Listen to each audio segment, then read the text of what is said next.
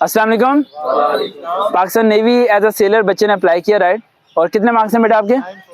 944 marks हैं। Clapping करें बेटा।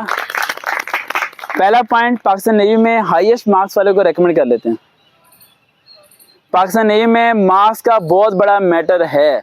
जिसके बच्चे के नंबर ज़्यादा और सच में ज़्यादा, मतलब उसे आता भी हो बेटा, किताब भी आती हो। हाँ, ये ना हो कि 990 हो, वो पूछेंगे first equation of the motion के और पता ही ना हो, ठीक है? फिर नहीं, आपके रेकमेंड होने के बहुत ज़्यादा चांसेस हैं, बहुत ज़्यादा, यानी 99% चांस है आपके रेकमेंड होने का अगर आप बाकी कर लेते हो। इनिशियल सारा वही था, पीएमए वाला जो मैंने बताया। एकेडमी में आपने फिजिक्स 9th और 10th की ग्लॉसरी पढ़नी है, बुक कैंड पे ना ग्लॉसरी, उसे पढ़ना है आपने। उसके अलावा आपका मैथ साइंस जो सा उसे साइंस के मैथ कोई उसी को प्रैक्टिस करना है आपने। और उसके अलावा इंग्लिश का आपका एडवर्ब, एडजेक्टिव, प्रोवर्ब, इस तरह के जो है ना वो प्रेपोजिशन स्किप कर देना, ठीक है? ये आपने कर लेना है। ये आप लोग करेंगे तो आपका एकेडमिक हो जाएगा।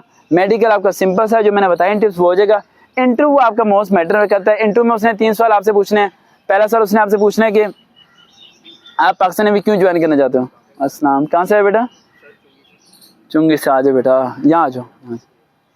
पेपर दे के आ रहे हो तो यार क्लैपिंग करो, बच्चा पेपर दे के आ रहा है।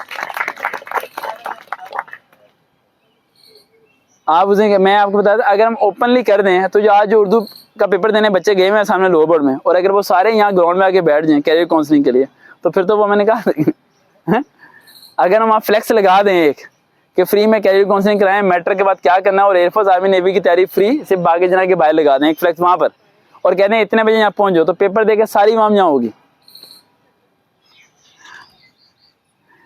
तो आपको जो पाकिस्तान नेवी का इंटरव्यू है उसमें आपने पाकिस्तान नेवी की जो शिप्स है ना उसके बारे में याद करके जाना है, ठीक है? उसके अलावा आपको सेंटेंसेस बनाने आने चाहिए। वो आपको कहेगा फ्रेंडशिप पे 5 सेंटेंस बनाएं, ठीक है?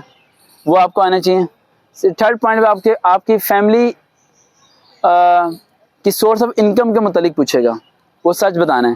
ज़्यादा गरीब भी नहीं बता देना, ज़्यादा अमीर भी नहीं बता देना, एवरेज रखनी है।